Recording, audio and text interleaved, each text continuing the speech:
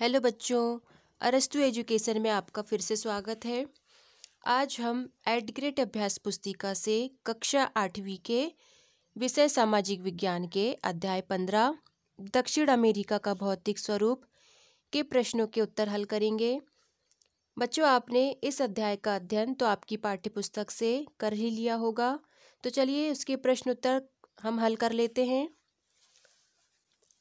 प्रश्न क्रमांक 1 है, दक्षिण अमेरिका का अक्षांशी व देशांतरी विस्तार लिखिए। इसके उत्तर में लिखिए, दक्षिण अमेरिका का अक्षांशी विस्तार 12 डिग्री उत्तरी अक्षांश से 55 डिग्री दक्षिणी अक्षांश तथा 35 डिग्री पश्चिमी देशांतर से 81 डिग्री पश्चिमी देशांतर तक है। उत्तर लिख लीजिए। अगला प्रश्न देखेंगे, प्रश्न क्रमांक 2, मकर रेखा महाद्वीप के कौन कौन से देशों से होकर गुजरती है? तो उत्तर लिखिए, दक्षिण अमेरिका महाद्वीप में यह 4 देशों से होकर गुजरती है। पहला चिली, दूसरा अर्जेंटीना, तीसरा पैराग्वे एवं चौथा ब्राज़ील। बच्चों, मकर रेखा 23.5 डिग्री दक्षिणी अक्षांश रेखा को कहते हैं। मकर रेखा दक्षिणी गोलार्ध में है। उत्तर लिख लीजिए। प्रश्न क्रमांक 3 है, पनामा नहर का क्या महत्व है? लिखिए। इसका उत्तर लिखें। पनामा नहर ने कोलंबिया के उत्तरी समुद्री तट से पश्चिमी समुद्री तट तक की हजारों किलोमीटर की दूरी को कम कर दिया है। इससे हर दृष्टि से पनामा नहर का अत्यधिक महत्व है। बच्चों, जब पनामा नहर नहीं थी तब यात्रियों को हजारों किलोमीटर की दूरी तय करके समुद्री रास्ते से एक दूसरे से दूसरे देश तक जाना पड़ता था। पनामा नहर के बन जाने से यह दूरी कम हो गई है। उत्तर लिख लीजिए। प्रश्न क्रमांक 4 है, क्या कारण है कि पैटेगोनिया का मरुस्थल शीत और शुष्क मरुस्थल है? उत्तर लिखें। पछुआ पवनें जब एंडीज पर्वत के पश्चिम भाग में पर्याप्त वर्षा करके जब पूर्वी भाग में आती हैं तो यह शुष्क हो जाती है, जिससे वर्षा नहीं होती।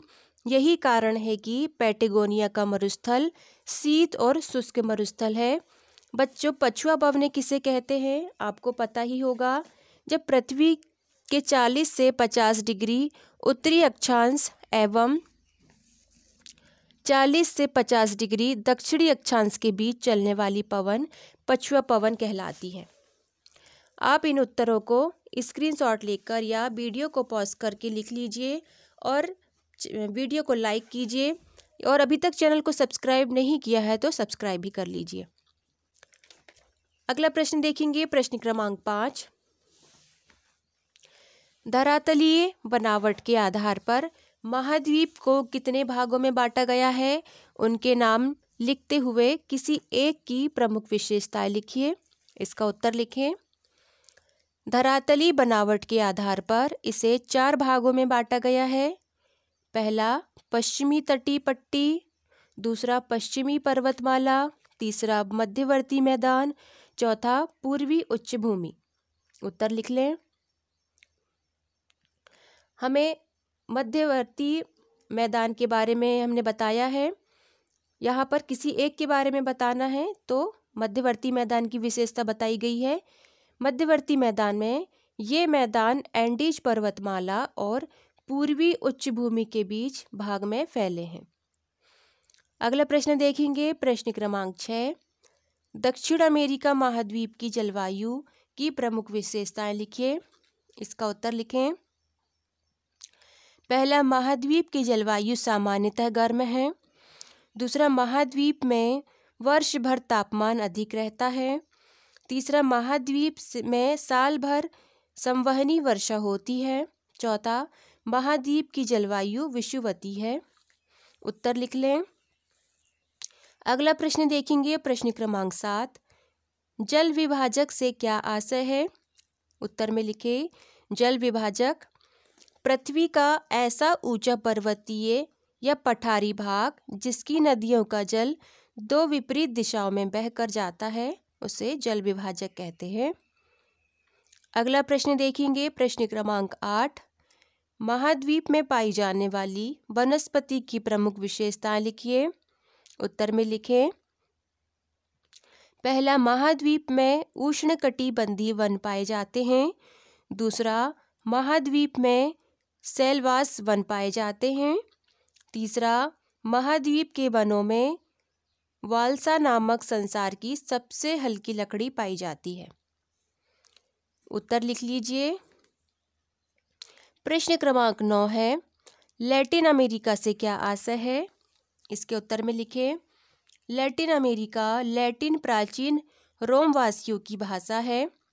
पुर्तगाल और स्पेन से लैटिन भाषा बोलने वाले यूरोपीय लोग दक्षिण अमेरिका, मध्य अमेरिका, मैक्सिको और वेस्ट इंडीज में बस गए थे, इसलिए इस संपूर्ण भाग को लैटिन अमेरिका कहते हैं। बच्चों, ये सारे उत्तर आपकी पाठ्य पुस्तक से ही खोजकर लिखे गए हैं ताकि आपको उत्तर लिखने में आसानी हो सके। चलिए अगला प्रश्न देखेंगे, प्रश्न क्रमांक 10।